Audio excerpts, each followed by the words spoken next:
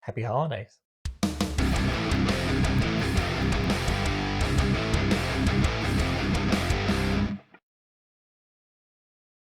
Welcome to Tattoo Tabletop. My name is James, and today we're just going to talk about Grotmas. Now, Grotmas obviously being the Games Workshop equivalent of Christmas, but instead it does a couple of other different things. Now, what we're going to be specifically talking about are the Grotmas detachments that were released for Warhammer 40k. Now, there's plenty of tier lists and everything out there, and I think that there's plenty of people who have done ranking for them, so I'm going to leave that for them. What I'm going to talk about is something that I feel I can speak on, and that's whether or not corruptness is a positive or if it's a net negative. Now, what do I kind of define as a positive or negative? Positive being obviously an additive to the game, something that improves it, makes the game better, or just overall adds more diversity, more interest, and so on and so forth. Negative being more of a detriment. It's somehow ruining a game or something in some way, shape, or form. But in this case, are the Grotmas detachments a net positive or a net negative? They're positive. I honestly think that they're positive. I don't think that there's a ton of debate about that. There's some people that might not like some of the Grotmas detachments. I think from last year, we got so many of them that it was kind of difficult to look at them all. But let's just break down a few right off the bat. So, just to kind of give one in particular a shout out, Reaper's Wager, which was given to the Drukhari. Admittedly, it wasn't one that I was looking at the time. I mean, I hadn't started my Drukhari officially. I had, I think, some of the models still sitting around and still kicking around. Like I had just gotten tried to get started with it. But Reaper's Wager implied and created a combining of Harlequin units within the Drukhari. I didn't have any Harlequin units. I still don't have any Harlequin units, but I plan on getting like a few to try out Reaper's Wager. But if you're looking at a lot of the competitive channels, really, you'll see that Reaper's Wager is still a very, very strong argument. Even with the Drukhari just getting their brand new codex, it's still considered one of the stronger detachments. So when it comes to something like that, Grotmas was a massive win for the Drukhari. It gave them a new means to play. It gave them particularly good rules, and it allowed them to be a much more successful army. Now, right now, Drukhari is still sitting towards the bottom on the balance list.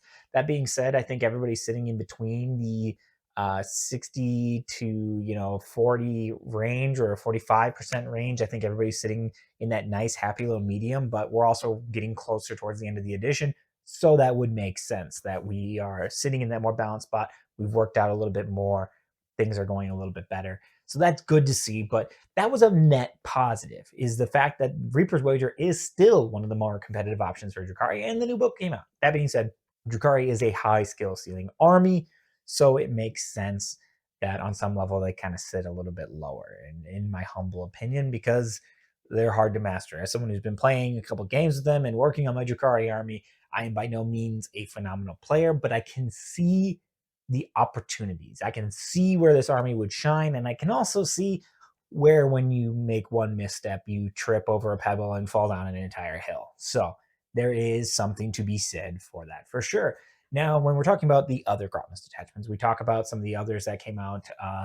Some of the ones that come off the top of my head from last year were like the Terminator, uh, Saga one for the Space Wolves before they had gotten their codex.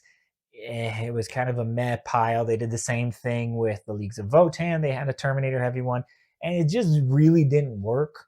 I think it was like the Einhir Hearthband or some whatever the heck it was. But like either way, it was two detachments that were not terribly strong and really weren't getting used, and you could tell right off the bat that they weren't going to get used. That being said, I still see them as a positive. The reason I see them as a positive is they are still a new way to play. Maybe there's somebody who did want to just build a bunch of Terminators and wanted to run them across the board, deep strike them in, do the whole shebang. I mean, not as competitive in terms of their rules, but it still offered up an option. And last year was particularly strong because we got one perfection. So there was a ton of detachment. Now, this year, We got about 6 or 8, I think, something like that, somewhere in those numbers. I'm thinking like the Emperor's Children, the Space Wolves just got theirs, the Astra Militarum got theirs, and a couple others in there. So again, I'm not going to weigh in on the tier list. That being said, my personal favorite was the Guard one, the Grizzled Veterans. I think there's some incredible rules in there. I love the additive orders, and if they are affected by an order, they're getting that reroll hit rolls and stuff like that. So it's really, really cool. I love the theme of it, and I think we're definitely going to see it in the competitive sphere. So again, why do I think Grotmas detachments are a net positive? Because I think it does offer up that new way to play. I think it gives you a lot more options, and it allows you to try new things. When we're stuck with an edition, and once your faction receives a book, sometimes you're just kind of stuck with the rules you've got for a long time. Now, if you have one of those books where one detachment is really good and the rest are kind of meh, then you're playing one detachment over and over and over and over and over again. And I know that that was the case for Leagues of Votan. Leagues of Votan was sitting in a spot where they did just have the one detachment, their index detachment for forever. They finally got their book, so they have a bunch more now. But during that time, there were people that stopped playing because they were just tired of playing the same detachment. And Grotmas allowed at least a different option. It may not be greatest option, but it was a different option. So they offer up a different type of gameplay. Number two, they can obviously also be competitive. We had talked about Reaper's Wager, that being a very strong attachment. The Grizzled Veterans is going to absolutely show up for Astra Militarum, who are also sitting near the bottom on the balance data slate as of the December times of this year. Again, Guard is also a difficult army. I think personally, I mean, you can do vehicles, and the vehicles are very tough. They can do a lot of damage, but you got to balance out your AP. There's all the orders that you have to manage. So I still think that there is definitely a skill ceiling to Guard for sure. But Grizzle Veterans, I think, will absolutely give them a nice lift as well. So number one, you're getting new ways to play a faction, which is incredible. Number two, they can be potentially competitive options. And number three, they're just new engagements or new rules. It keeps things interesting. Now, this is an entire larger conversation, which I'm sure at some point I will have. But some people we sit in two different camps. Number one, you have the camp that says that the game changes too quickly, that the quarterly uh, balanced data slates or maybe the battle scroll updates for like Age of Sigmar, it changes too quickly. It doesn't allow them enough time to get enough games and things of that nature. Now, I know at least with specifically Warhammer 40,000, we've had the same, we've swapped data cards, I believe, once here. And so, that's the only time that's changed. And there was a time before when Age of Sigmar was updating its general's handbook every 6 months.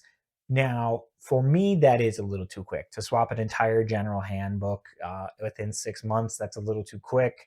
I think it is hard to get enough games or GT. I know there's some people who live, breathe, and die AOS or 40K. Thumbs up. But I think that was a little too quick there. But that being said, so you have the camp that says that it changes too quickly with the balanced data slates and everything like that. And then you have the camp that says, like, nope, this is actually kind of nice. I'm in the camp that sits over here primarily. Maybe scooches a little closer depending on how often something updates. But realistically, I like the changes. The changes mean that you're not sitting stagnant. Number one. Number two, it means that if something is overpowered or overly strong or too cheap or whatever, it is going to get adjusted. It is going to get changed. Maybe not in the first balanced data slate, but maybe in the next one. For example, right now, Drukhari got very little touched because they are a brand new codex. They probably don't have a ton of information, so there really wasn't a ton. Reavers went up, and a Ravager went down a few points. But other than that, they left them completely unchanged. And I think for the most part, that's going to make sense for now until they get more data. That's going to be something that I think is always going to be a net positive for the community, especially the competitive community. It allows the opportunity to assess and correct any potential issues that we have in an edition or with a faction or with a rule of some kind, things of that nature. And I personally see that as a net positive. And Grotmas is one of those ways to do it. It's a way to touch up an army around the Christmas time, to give them a new detachment, to give them some new rules, to give people a new way to play their tiny plastic toy soldiers. And I, as a connoisseur of the tiny plastic soldiers, absolutely appreciate it. And I can't wait to try Grizzle Veterans. But that's about all from me here at Tattooed Tabletop. Again, if you like this content, feel free to like, share, subscribe. It's all down below. Let me know what you think. What do you think about the Grotmas detachments? Do you think that they are a positive? And speaking on even the balanced data slates and stuff like that, do you see that as a positive for the community? Those changes that happen pretty regularly that allow us to reassess the competitive atmosphere. I know that some people are very narrative gamers, and I still think it's a nice way to balance out the game a little bit, even on the narrative side of things. Just let me know down in the comments down below. And until next time, have a very happy holidays. I've been Tattooed Tabletop, and you're going to have some time off, or you should have some time off here somewhere. So just make sure when you're not, basking in the festive nature of the winter wonderland, because it is cold right now, be sure you go paint something.